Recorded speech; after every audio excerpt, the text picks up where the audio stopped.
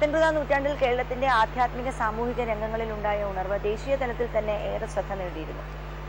അവശരും ആർത്തരുമായ ഒരു ജനതതി അനാചാരങ്ങളുടെ ദൂഷിത വലയത്തിൽ നിന്നും മോചിതരാവാൻ തുടങ്ങിയത് ഇക്കാലത്താണ്.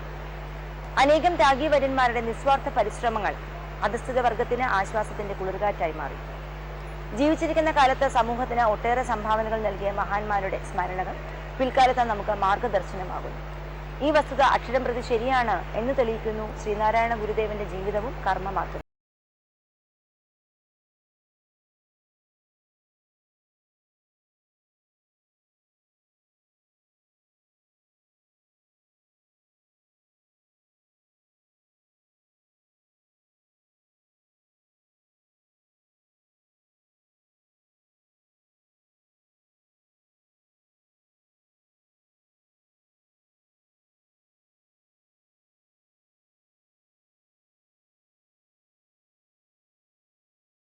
കാടുകളും നിറഞ്ഞ ചെമ്പഴന്തിയിലെ വയൽവാരം വീട്.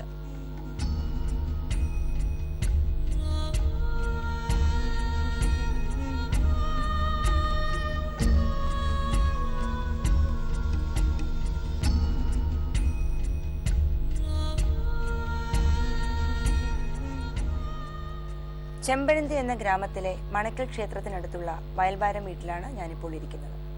ഇവിടെയാണ് 1032 ചതയം നക്ഷത്രത്തിൽ ശ്രീനാരായണ ഗുരു പൂജാതനായത്.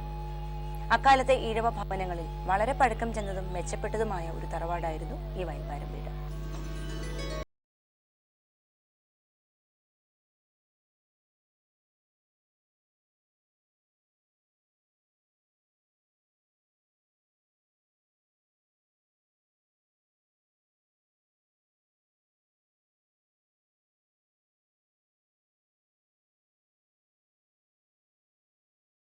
ഇദ്ദേഹം അധ്യാപകനായിരുന്നു.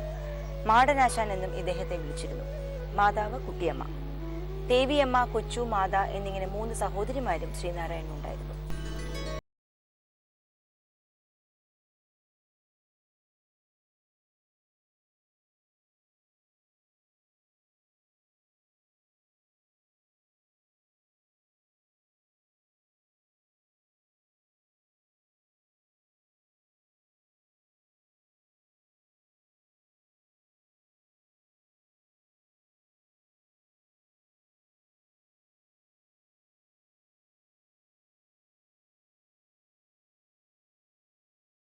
നാരായണ ഗുരുദേവന്റെ തലമുറയിൽപ്പെട്ട 87 വയസ്സുള്ള നളിനി അമ്മയുടെ അടുത്താണ് ഞാൻ ഇപ്പോൾ ഇരിക്കുന്നത്. തന്റെ 10 വയസ്സ് വരെയും അദ്ദേഹം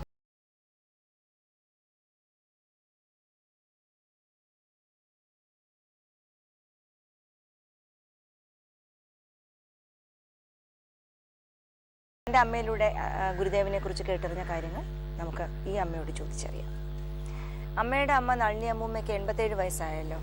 അമ്മയിൽ കൂടെ അമ്മ അറിഞ്ഞ കാര്യങ്ങൾ, അദ്ദേഹത്തെ കുറിച്ച് അറിഞ്ഞ കാര്യങ്ങളൊന്ന് പറയാമോ? അന്നൊന്നും ഗുരുവിൻ്റെ മഹിമ അറിയില്ലല്ലോ. കൊച്ചുകുട്ടികളായിട്ട് ശിവഗിരി ചെല്ലും. അപ്പോൾ അവിടെ നിൽക്കും. പിന്നെ ഗുരുദേവൻ കൽക്കണ്ട് മുന്തിരിയൊക്കെ കൊടുക്കും. അത് വാങ്ങിച്ച് തിന്നെ. അതായിരുന്നു അവരുടെ പ്രധാന ഉദ്ദേശം അവിടെ പോകുന്നത്.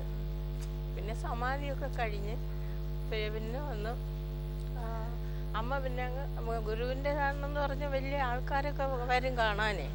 ഇപ്പം ഗുരുകുലത്തിൽ അമ്മയാണ് 60 വർഷം അമ്മയാണ് തൂത്തത്.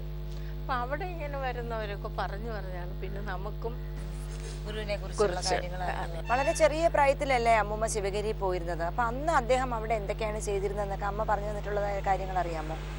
പിന്നെ വലിയ ആൾക്കാരൊക്കെ ഇങ്ങനെ വരുമ്പോഴേ പിന്നെ അവരുമായിട്ട് വലിയ ചർച്ചയാണെന്നൊക്കെ പറയും. അപ്പം അതിൻ്റെ ഗൗരവമൊന്നും അറിയില്ലല്ലോ. ഒക്കെ അങ്ങനെ കേട്ടോണ്ട് നിൽക്കുക. ഒരു അമ്മയുടെ കൊച്ചമ്മേരും ഒരു വാസുദേവനുണ്ട്. 2 പേരും കൂടെ അവിടെ കളിക്കും. പിന്നെ പറയും ഞങ്ങളത് ശ്രദ്ധിച്ചില്ലല്ലോ എന്ന് പറയും.